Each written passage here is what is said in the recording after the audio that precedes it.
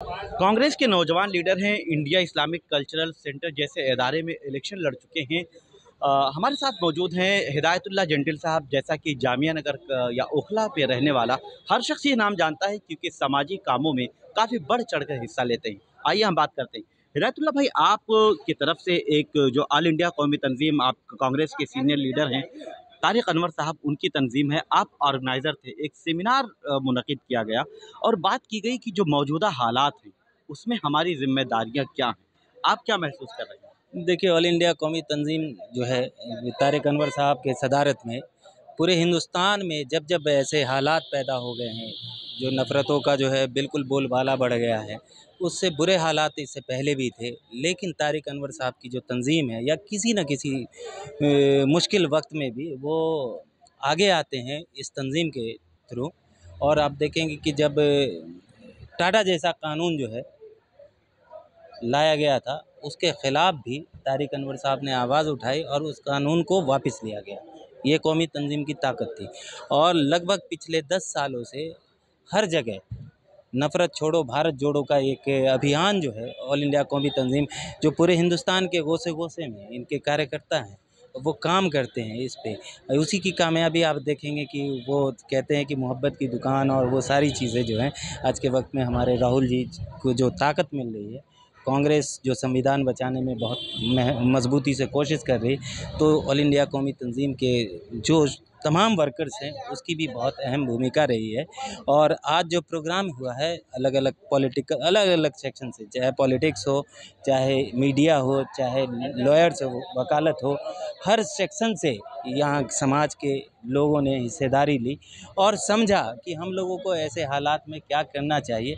उस पे हम लोगों ने कोशिश की है। और यहाँ तकरीबन आपने देखा होगा कि जिस तरीके से लोगों ने एक टोक बगैर रुके हुए लोगों को सुना और हर आदमी ने कुछ ना कुछ एक ऐसी चीज़ों का ज़ुबान से अपने बात कही कि आप समझ लीजिए कि वो आने वाले वक्त में जो यहाँ मोदी सरकार जिस तरह से मनमाना कर रही है, उसको रोकने में काफ़ी कुछ इसमें कोशिश रहेगी। नफ़रत छोड़ो और मोहब्बत जोड़ो की बात जो आप कर रहे हैं, ये जो पैगाम दिया फिर राहुल गांधी ने वही पैगाम दिया। लेकिन जब बात आती है मुसलमानों पर होने वाले मज़ालिम की, उन पर जुल्म किया जाता है, मॉब लिंचिंग होती है, तो जो सेकुलर लोग हैं वो इस पर खामोश रहते हैं।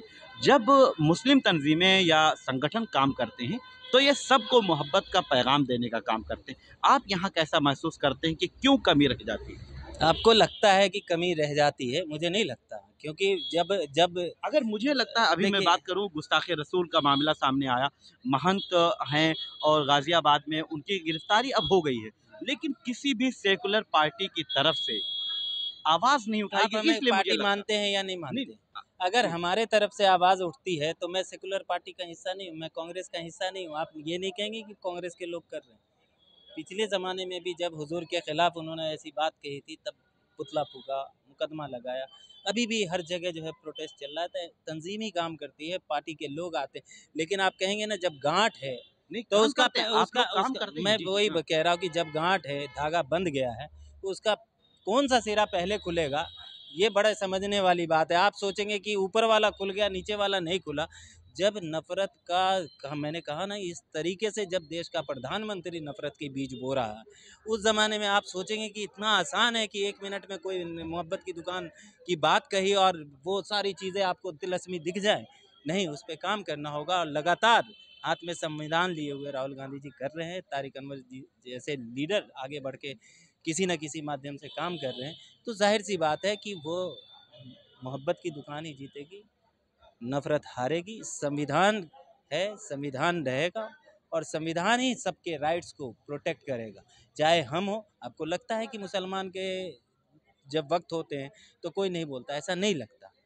मुसलमान का भी जब वक्त होता है तो हर कोई बोलता है। और राहुल गांधी ने तो नाम लेके बोला है यार, कैसी बात कर रहे हैं आप? जी, तो ये बात कहना कि नहीं बोला जाता है लेकिन आप सोचिएगा, बिल्कुल टोपी बहुत पहन के ताख़ीर हो जाती नहीं, है बोलने टोपी में। आप ये सोचेंगे कि टोपी भी पहन ले, गमछा पहन के, और तब जो है मस्जिद पे खड़ा होके तब वो बोले, तभी उसको नहीं कहिएगा। जिसका जो धर्म है, जो जिस मज़हब को मानने वाला वो उसी को माने, लेकिन संविधान को प्रोटेक्ट करते हुए मुस्लिम, हिंदू, सिख, ईसाई सब कहते हैं ना आपस में है भाई भाई, तो उसके राइट्स को प्रोटेक्ट करने के लिए जो भी काम होता है सेकुलर पार्टियाँ कर रही हैं।